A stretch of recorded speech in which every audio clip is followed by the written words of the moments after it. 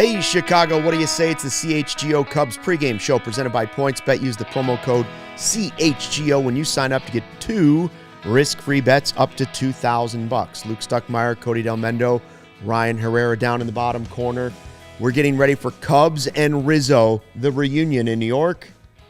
And we will get to the captain in a second. But first, a flurry of moves for the Cubs before the game this afternoon. And Cody has new shoes on. He got new Jordans. He comes in all excited, and he gets the kick to the crotch. I don't know what to say about that. I do not understand Clint Frazier being DFA'd. Yeah. It makes no sense to me. You know, Luke, you're setting the tone correctly here. I came in with the new shoes. I'm rocking this shirt that I've never worn on the show before. New shirt, it's new shoes. Friday. Like, I know we're about to get our dicks kicked in by the Yankees, but hey, I came in with a pretty solid, happy vibe. And then the Cubs, I don't get why we're DFAing Clint Frazier. Ross says because they had to make room for Chris Martin. That's a bullshit excuse. If like to put it bluntly, that is like he's saying that because he has to say it. So in my eyes, this was a Jed thing, an ownership thing probably. I don't know. We don't know. From the outside, it looks awful. There better be something else coming in order for us, or for me at least, to understand. Like I already tweeted it. Like, I think you can always find a reason to at least justify why the Cubs did the Quintana trade. I cannot figure out why the Cubs just DFA'd Clint Frazier. Like, and I'm not saying that Clint Frazier was going to go on to be like, you know, top 5 pick of the draft potential that he was supposed to be with the Yankees. But when you bring in, when you basically are telling us that it's, without actually saying it, you're telling us it's a rebuild year. We're looking at young guys. We're trying to figure out like who's part of the next team. You DFA the young guy who has 45 plate appearances, 37 at-bats. but keep Jason Hayward. And I don't like. It doesn't even matter if they could have DFA'd someone else outside. It didn't have to be Hayward. Just anyone else that at least was not young and he didn't even really get a full opportunity to try. Like, why not DFA Hermosillo? And that's a guy that I've like been that VR I've said is back. Yeah, and VR is back. Like, why DFA Clint Frazier? It doesn't make any sense. If there's anything on Cubs Twitter that I've finally seen that we all agree upon is that Clint Frazier did not deserve to be a DFA'd. A few shows ago I was talking about how he had a decent week last week after coming back from the I can't say the word. How do you say it? Appendectomy. Appendectomy. Had his appendix taken out. Had his appendix taken out. I can't say the word. Sorry. He's got a back anyway, problem. Remember, don't ever say disc. Right. Yeah. Again, he had a couple good games last week, and then we're sitting here this week, beginning of the week, and we're like, why are we playing Jason Hayward over Clint Frazier? And now, I kind of talked myself in this logic, I logically talked myself into thinking maybe when Seiya comes back, they'll finally DFA Hayward. Doesn't look like it now. Looks like we're going to have Hayward the rest of the year. And you know what? Like, I get it. I'm fine with it. But at the same time, that didn't mean you had to DFA Clint Frazier for where this team is at right now. This is just a hilariously bad move by the Cubs, in my opinion. Ryan, were you surprised? I mean, I was sort of shocked, despite the fact that this week on pre and post games, I'd be like, why is Frazier not in? Like, how are you going to find out what he is? I guess clearly they thought they know what he is. Yeah, I was shocked. I didn't see that move coming. I would say that, like, on the surface, as far as just like the nuts and bolts, I get the DFA move in general because you needed to open a roster spot to bring Chris Martin back off the restricted list. Why it was Frazier, I don't know. Like you guys said, I mean, the appendectomy obviously cut into his time. He's only got 45 plate appearances with the Cubs and not very many, just most of those coming against lefties. I don't think he has very many against righties. So, like, even in a platoon, it didn't feel like he was playing all that much or really even getting all that much time. Yeah, I don't know what, and Rossi said it was just like, we weren't able to get him the time that he wanted to, or was it? He said, this is from Gordon Wittenmeyer. He tweeted this out. We haven't been able to give him real opportunities to watch him succeed right now. It was just one of those tough decisions. He was upset. Emotional would be a good word. It is a tough decision, of course. It's just when he says we haven't been able to give him real opportunities, it feels like they could have, like they could have, and they decided to use Rafael Ortega and Jason Hayward in spot. And if that was because they wanted the matchup, lefty versus right, I don't know for sure. But they said, they just saying that they didn't have the opportunities to give him. I just don't think that's accurate. I think they could have, and then they just didn't. So I'm curious to hear Frazier speak. I saw someone, I think one of the New York reporters tweeted that, he just declined to talk to reporters today.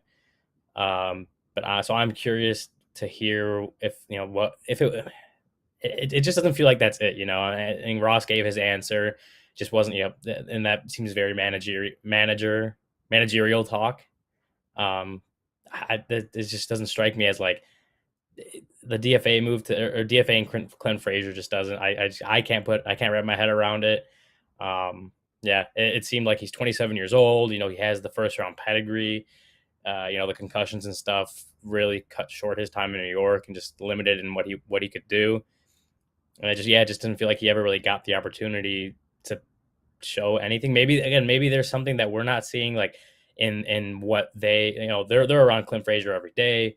Maybe they've realized, like, hey, what Clint Frazier's best at isn't helping. I don't know. I'm just speculating here, and I don't want to speculate too much. It's just, it feels like that wasn't a move that needed to be made. And like, there was a couple other routes they could have gone. Like Michael Hermosillo has been on the 10-day IL since, for over a month now, since May 8th. Could he have been moved? I mean, we haven't really heard that he's any closer to returning than he was a couple weeks ago. So was a 60-day move for him possible to open up that 40-man spot? Maybe. But then again, obviously you need to open a roster spot. But besides the point, it was a shock. I think we've talked about how we kind of believe Frazier should get more opportunities, because just looking at it from the outside in, he wasn't. And that leads to today. He is the best low risk, high reward guy you had coming into the season. That's what I don't get. 19 games, 45 plate appearances is not enough to decide anything. So, in my opinion, this is just, again, a guess. They don't like something about his personality. It's unbelievable that it happens right before he plays the Yankees, a team that he dissed on the way out and said they didn't do it right, love being in this clubhouse, love being myself, they've embraced me here, all these great things about the Cubs, and then this happens. Now, I've seen mostly people fired up on Twitter saying the same thing. The one person I saw had an interesting comment was, the only way this is acceptable to them is that Hayward would have to be DFA'd when Seiya comes back. And my response to that would be, okay, I hear what you're saying. Like, hey, they want to give Hayward a couple more starts before Seiya comes back, and then the same thing's going to happen to Hayward. Basically like what I said the other day, right? But the problem with that is, again, I'd still rather have Frazier, or you don't even have to DFA Hayward. Mm-hmm. I'd still rather have Frazier than Hermosillo. Yeah. I'd rather, I know Ortega's playing well. I'd rather find out about Frazier than Ortega right now. Right. And with the way or VR or Simmons. Yeah. Well, and the way that Ortega is playing, they're going to ship him at the deadline. Like, so when Ortega's gone at the deadline, so that would have opened up a spot for Frazier. You know what I mean? It's laughable at how bad this transaction is, unless something happens in the next couple days or something that explains it. Because there were a handful of guys they could have DFA'd instead of DFAing the one young, high upside, low risk, high reward type guy. And I already tweeted it. I look forward to seeing Clint Frazier going somewhere, hopefully not St. Louis, and raking, because he had showed signs of doing that with the Cubs in the few chances he got. 19 games. And the only reason it was that because of the appendix. You can't blame him for that. I don't know, man. I know, like, maybe And if this is it, like, then why is he in AAA still? After they move Ortega at the deadline, maybe they call up Velasquez and they just want to give him all the at bats, and that would have taken Frazier's spot. If that's the case, then you still don't have to do it now. You still don't have to do it now. And again, there's a DH. Like, I don't understand. It doesn't make any sense to me. I don't know what the Cubs are doing, and that's what bothers me the most, is that I just don't know what they're doing because they haven't been transparent. And it's just another one of those, like, if you thought the season couldn't get any lower than it already was, like, this was just another kick in the nuts, like Luke said at the top of the show. So, like, I've tried my hardest to, like, get on board with, like, this youth movement and trying to, we're trying to find out who's part of the next great team and all this stuff. And we've seen some things. Chris Morel's been fun. Contreras is, while he's increasing his trade value, he's having the best season of his career. Ian Happ having the best season of his career. We've seen other guys, have spurts of being really good in whatever role they're in. And all that, and we're still 10 games under 500, and we're one of the worst teams in the National League. At least if they would have kept Frazier, at least there would have been something there that we're like, okay, let's see what he can do the rest of the year, and we'll see if he could be part of that next team. But now you DFA him because of Jason freaking Hayward. Like, Fly the Dub on the chat says, Cubs don't have to run everything by you guys before making decisions. Who said that? I'm not saying. I'm not asking for that. What are you talking about? Like, I get what you're saying. I assume sarcastically, but, like, I don't understand the move right now. I could understand the move in 2 months. I could understand the move maybe even a month if you kept playing him. And it was, Ryan, I don't want to put words in your mouth, but if I went into this season, I don't know if you felt this way, finding out what Clint Frazier was one of the 10 most interesting things about this season for me. That was literally one of the guys on the team where I was like, you never know. That could be a diamond in the rough. You might as well find out. There is no way 19 games and 45 plate appearances is enough unless it's something outside of baseball they don't like. Right. Yeah, I'd have to agree. Like, that's, again, and that goes back to my points. Like, they're around him every day. They're seeing something. It could just be as simple as they just don't see him as part of the future, and that, like, right now is just the time they decide, like, hey, good luck in your future endeavors. Right? They gave him whatever, the pink slip or whatever it's called. Yeah, I don't know exactly. Like you said, he just didn't really get the opportunity. The appendicitis and the following appendectomy didn't help. It cut into his time. He just didn't. It's 2 months into the season. He really didn't get a huge shot. I mean, what was I gonna say? I don't know. It's and then I'm gonna go back to, like, it was kind of funny when, as soon as that news dropped, like, I've never seen Cubs Twitter so united on one thing. And so, like, they're always so divided on Cubs Twitter, but this news dropping, everyone was so just, like, on one side, and I've never seen that. But it also goes to my point. It's like, we can, we're gonna sit on here, we're gonna discuss this stuff, give our opinions, but Jed Hoyer and David Ross and whoever's making at the top of these decisions, they're not, whatever the fan base wants, it doesn't mean that's what they're gonna do, and we've seen that. We've seen that already. So. That's why I keep going back to the point. Is like, we could scream from the rooftops about play Clint Frazier, do whatever. That doesn't mean they're going to listen. They haven't. And clearly this is a move that the Cubs fans didn't want, but the Cubs saw as, for whatever reason, they needed to make now. Yeah, it definitely, going back to the original point, is, yeah, that was one of the things to me to find out if Clint Frazier can help you at all, because, again, he's younger than most of the outfield. He's younger than them, and he's a former first-round pick that really had done well in the past, and got affected by injuries. That's, injuries happen. I remember going back to spring training, that he was feeling better, in a better spot, and even yesterday, Maddie Lee at the Sun-Times had a really good article on him, kind of talking about getting a fresh start in Chicago after after leaving New York. And so that was kind of curious timing, obviously. But it's just, yeah, it's one of those things that you wanted to see Clint Frazier and see what he's got. And now he never really got the shot, and now he's going to be somewhere else. And unless he just takes the outright to AAA, he's going to be some other team is going to try to see what they got out of Clint Frazier. It won't be the Cubs anymore. I'd be surprised if he takes the outright to AAA because I think I would too. Well, we already heard from David Ross saying that he's very upset. Jack R saying, see what you guys are saying. I don't see them getting rid of J-Hay instead of Clint Frazier. Should have probably DFA'd VR instead. Look, that's what I'm saying. Yeah. I'm saying it's not even necessarily a Hayward thing. Right. Like they're going to do with Hayward what they want, but there were other options that they could have made. The point that I'm making with Hayward is that they were giving Hayward more opportunities than Frazier. And if this team was competitive and like actually in this division race and Jason Hayward was actually playing, 2019 level Jason Hayward, then fine. But they're not. They're 10 games under 500. They stink.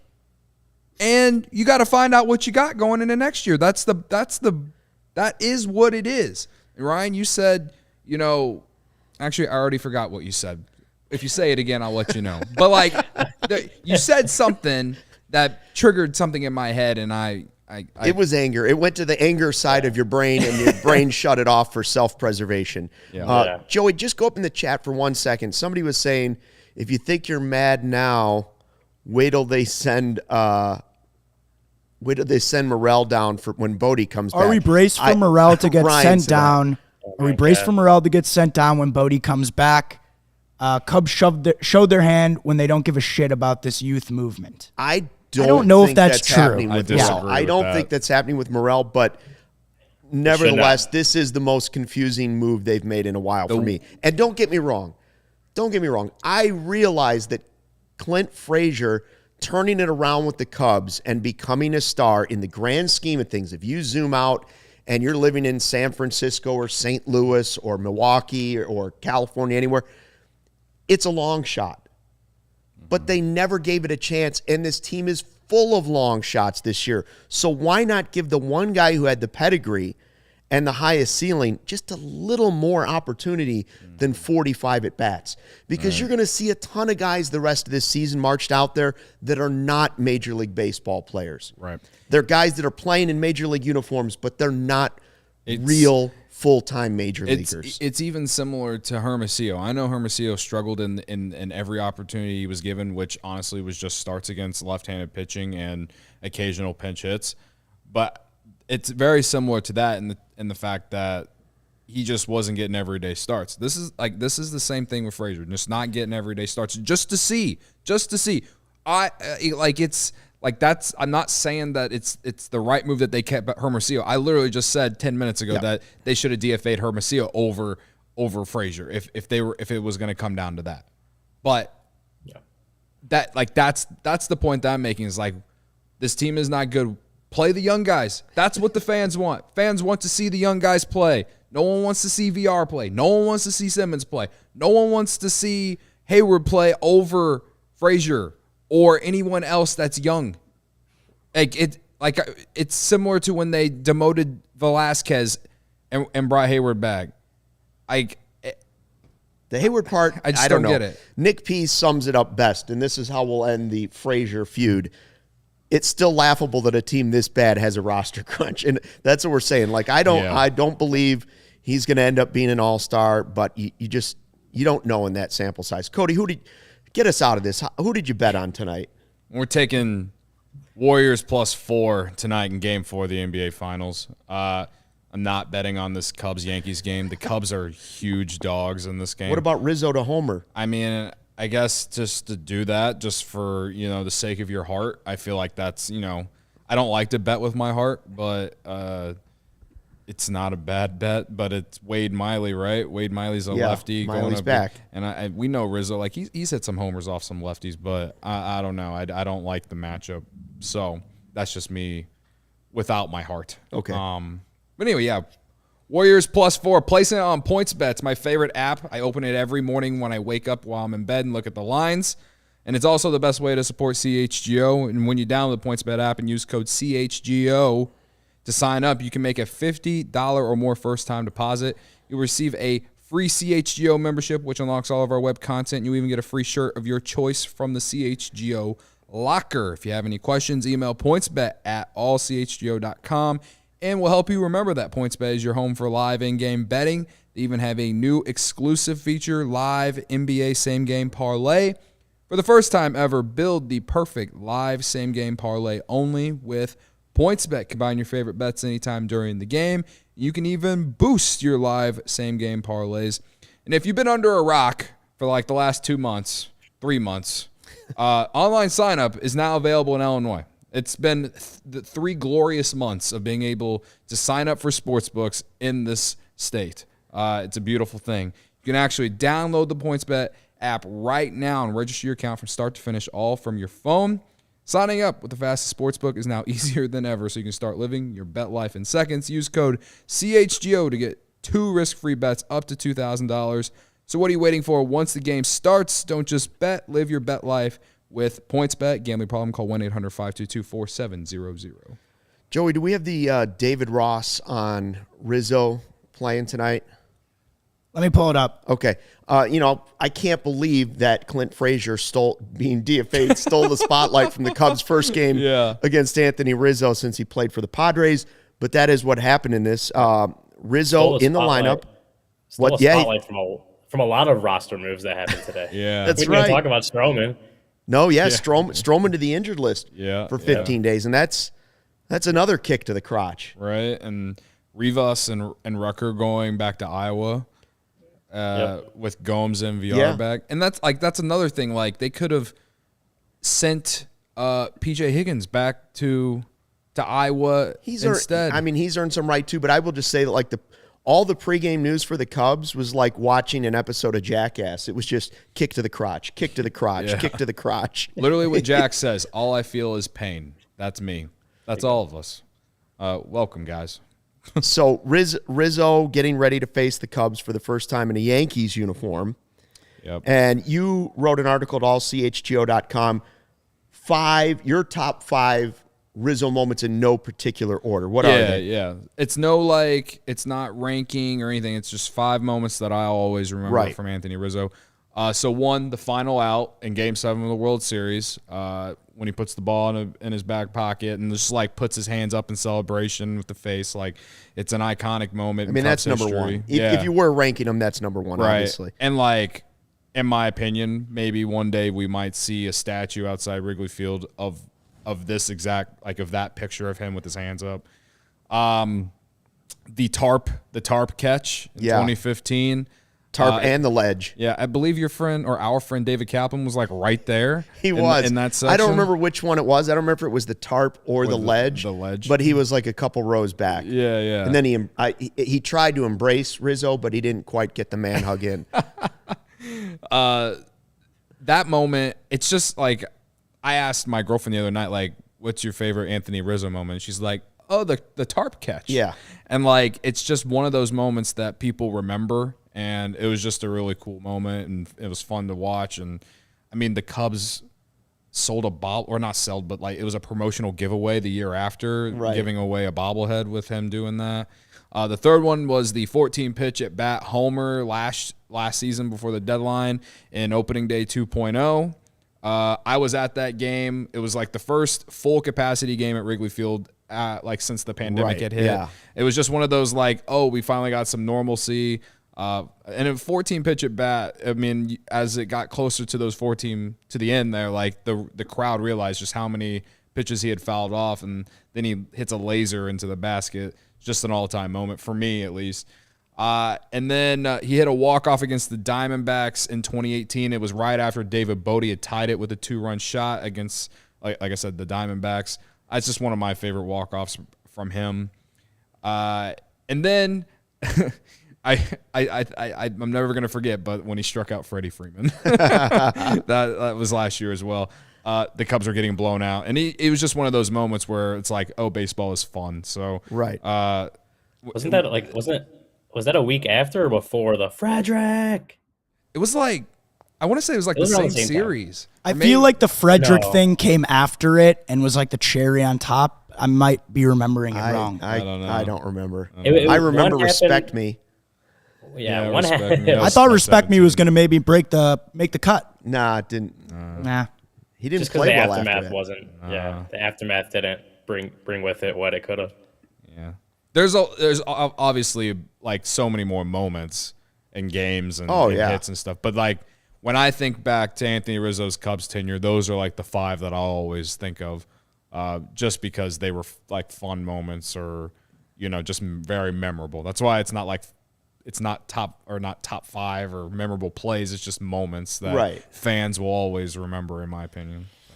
Well, in the spirit of Rizzo's first game against the Cubs, 10 years with the Cubs, like one of the first big moves of the rebuild. Yep. You traded Cashner. At the time, people were upset that some people at least were upset that Andrew Cashner was going to the Padres, but they were willing to trust Theo and Jed. And it was like the first real major move. Yeah, because he'd been sent back to the minors. Yeah. He had already come up with the Padres. It hadn't gone well. He'd been down and back up again.